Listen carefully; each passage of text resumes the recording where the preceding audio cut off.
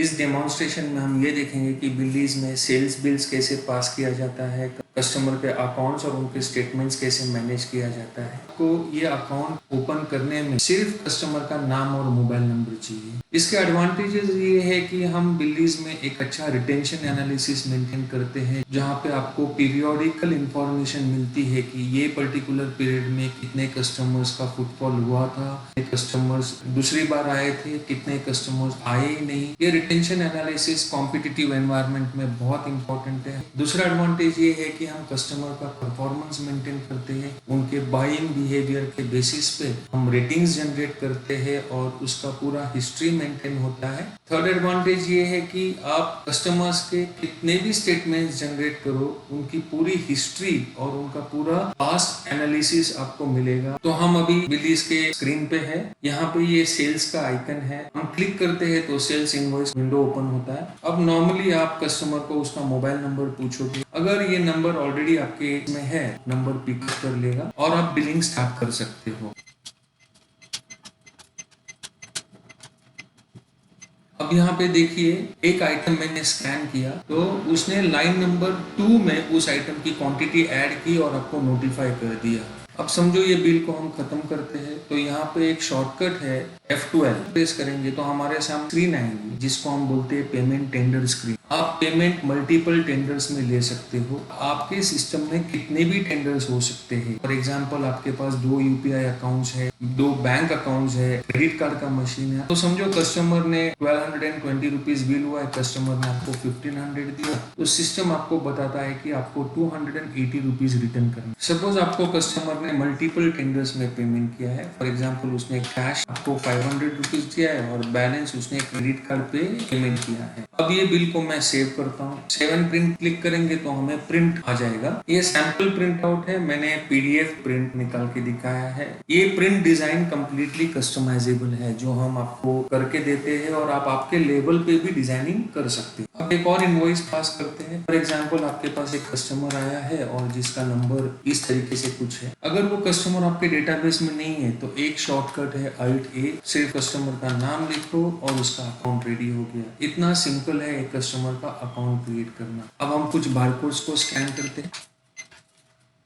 Suppose ये item है और इसका कस्टमर ने 5 क्वांटिटी लिया, तो 5 बार बारकोड को स्कैन करने की जरूरत नहीं है। जब आप बारकोड को स्कैन करते हो तो कर्सर आपका नेक्स्ट बारकोड का फील्ड में आ जाता है। यहाँ पे आपके पास कुछ शॉर्टकट्स है। फॉर एग्जांपल मेरे को इसको 5 क्वांटिटी करना है तो मैं =5 बोलता हूँ तो ये क्वांटिटी 5 हो गया। तो इसकी प्राइस चेंज करनी है तो मैं मल्टीप्लाइड बाय 55 करता हूँ तो इसकी प्राइस चेंज हो गई। अगर इसमें इसको डिस्काउंट देना है तो डिवाइडेड बाय 2 बोलता हूँ तो मेरे को डिस्काउंट देने को आता है। ये हमें फास्ट बिलिंग करने में काफी हेल्प करता है। अब आपके स्टोर में कुछ लूज आइटम्स भी होते हैं, मैं एक लूज आइटम सिलेक्ट करता हूँ। जैसे मैं लूज आइटम सिलेक्ट करता हूँ ये पूछता है वेट कितना है। अब ये वेट 3 तरीके से ले सकते हो। आपके पास एक वेइंग स्केल हो सकता है जो डायरेक्टली कंप्यूटर को कनेक्टेड है, या एक सेपरेट वेइंग स्केल होगा, बारकोड प्रिंट करेगा, आप स्कैन करोगे तो वो वेट और आइटम का नाम दोनों उठा लेगा। और तीसरा चीज है कि आप मैन्युअली वेट डाल सकते हो। समझो ये आइटम मैंने 5 kg बेचा है, ये बारकोड में स्कैन करता हूँ तो सिस्टम बताता है कि आपके पास 2 अलग-अलग MRP का स्टॉक है, आपको कौन सा MRP चूज करना। तभी होता है कि आपके पास बारकोड एक है और उसकी मल्टीपल MRPs है। कुछ और बारकोड्स में स्कैन करता हूँ।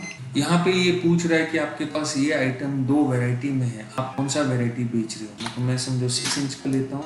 तो आप multiple MRP, multiple variables, loose item सबको विदाउट एनी मिस्टेक आप बिल को सेव कर सकते। अब यहाँ पे मैं F12 करता हूँ तो मेरे सामने टेंडर की स्क्रीन खुल गई, कैश में पेमेंट किया है। अब यहाँ पे एक बटन है WhatsApp। अगर मैं ये बिल को WhatsApp करता हूँ तो कस्टमर का मोबाइल नंबर ऑटो फिल हो जाता है और आप ओके करेंगे तो आपका WhatsApp डेस्कटॉप ऐप से कस्टमर को एक बिल चला जाता है। ये बिल पूरा टेक्स्ट फॉर्मेट में बिल है, कोई PDF वगैरह उसको नहीं जा रहा है। PDF जनरली कस्टमर ओपन नहीं करते और उसके लिए WhatsApp बिजनेस अकाउंट खोलना पड़ता है जिसका अलग से कॉस्ट है और अलग से मैनेजमेंट है। बिलीज WhatsApp पे से intimation free of charge support करता है। कई बार हमें प्रीवियस बिल देखने की जरूरत होती है, तो आपका जो लास्ट बिल है वो फुटर में आ जाता है, जहाँ ऑप्शंस मिलते हैं अगर आपको प्रिंट करना है उसका या उसका प्रीव्यू देखना है। अब हम एक और बिल पास करते हैं और ये कस्टमर मेरे अकाउंट में नहीं है, समझो ये कस्टमर का नाम है और उसने, अब ये कस्टमर का आपके पास अकाउंट चलता है और आपको इसको क्रेडिट देना है। F12 करेंगे तो यहाँ पे देखिए उसको क्रेडिट का ऑप्शन नहीं है। अब अगर इसको क्रेडिट देना है तो हम यहीं से उसको क्रेडिट एनेबल कर सकते हैं। यहाँ पे एक छोटा सा आइकन है जिसको क्लिक करेंगे तो ये कस्टमर एडिट मोड में ओपन होता है। यहाँ पे आप क्रेडिट अलाउ करो उसको। अब F12 करेंगे तो आपको क्रेडिट का ऑप्शन भी मिल जाएगा। ये मैं रवि सावंत का बिल पास कर रहा हूँ। यहाँ पे आपको दिख रहा है कि इसका करंट आउटस्टैंडिंग कितना है। इस पे क्लिक करेंगे तो हमें पूरी लिस्ट मिल जाएगी कि कौन से इनवॉइसेस उसके पेंडिंग है और ये आइकन आपको पूरी एक्टिविटी हिस्ट्री बताता है कि वो कब कब आपके पास आया था, उसने क्या क्या परचेज किया है और उसकी 3000 रुपीज की आउटस्टैंडिंग। अब कुछ रिटेलर्स की ऐसी रिक्वायरमेंट है कि जैसे ही काउंटर पे बिलिंग के लिए आता है हमें पहले उसका नंबर नहीं लेना है, at the end of saving हमें उसका नंबर लेना। वो सेटिंग्स में एक आउटवर्ड सेटिंग है कस्टमर सिलेक्शन, यहाँ पे हम बोल सकते हैं mandatory ask during payment process, और मैं ये सेटिंग को सेव कर रहा हूँ। अब हमारा कर्सर जो है वो डायरेक्टली बारकोड कॉलम पे आ गया। यहाँ पे हम कुछ सिलेक्ट करते हैं और मैं F12 प्रेस करता हूँ तो वो बोलता है कि कस्टमर चूज करो। पेमेंट टेंडर का स्क्रीन आ गया और मैं, आप सेल्स की मल्टीपल स्क्रीन्स ओपन कर सकते हो।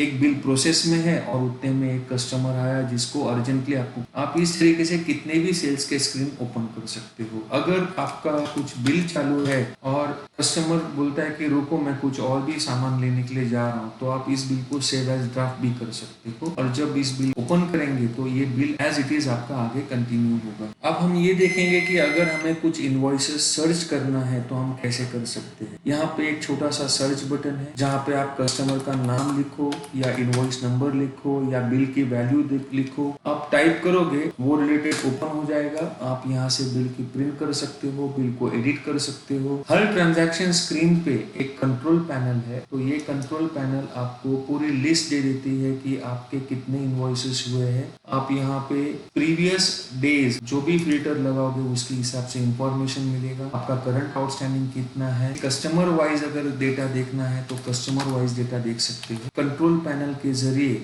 इजीली कोई भी एंट्री को सर्च कर सकते हो। किसी भी कस्टमर का अगर आपको स्टेटमेंट देखना है तो आप यहाँ से कस्टमर स्टेटमेंट देखो। ये कस्टमर का पूरा लेजर है, ये उसका स्टेटमेंट है, कौन से बिल के सामने कैसा पेमेंट आया था। लेजर आपको वो इंफॉर्मेशन देता है जो आप कस्टमर को प्रिंट करके दे सकते हो और स्टेटमेंट डिटेल में मेंटेन करेगा कि कौन सा इनवॉइस था, वो पेड है, अनपेड है और कौन सा पेमेंट कौन से बिल के सामने हुआ। अब पूरा दिन खत्म होने के बाद पेमेंट हिस्ट्री पर से आप पूरे दिन का समरी देख सकते हो, जहाँ पे आपको ये समझ में आता है कि आपके कैश ड्रॉवर में कितना पैसा होना चाहिए, आपके क्रेडिट कार्ड मशीन पे कितना पैसा सेटलमेंट में आना चाहिए और आपके यूपीआई अकाउंट पे कितना पेमेंट आना चाहिए। ये आप फिल्टर भी कर सकते हो डेट वाइज। कुछ जगह पे मल्टीपल शिफ्ट्स होते हैं या मल्टीपल कैशियर होते हैं और हमें अगर कैश ड्रॉवर मैनेजमेंट करना है तो बिल्लीज में कैश ड्रॉवर मैनेजमेंट भी है। अगर मैंने एक शिफ्ट स्टार्ट किया था, इसको मैं क्लोज करता हूँ तो सॉफ्टवेयर बता देगा कि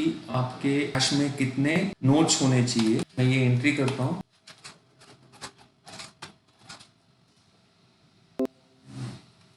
वो कैश ड्रॉवर का पूरा हिसाब मिल जाता है। कैश ड्रॉवर मैनेजमेंट हम एक अलग वीडियो में देखेंगे, पर जहाँ पे कैशियर है, कैशियर जाते वक्त अपना कैश का क्लोजिंग बैलेंस और ये स्लिप पैसे के ऊपर लगा के उसके ओनर को या मैनेजर को देता है। मैनेजर अगले कैशियर की शिफ्ट ओपन करके उसको कुछ एडवांस पेमेंट दे के उसका सिस्टम स्टार्ट करता है। Thank you.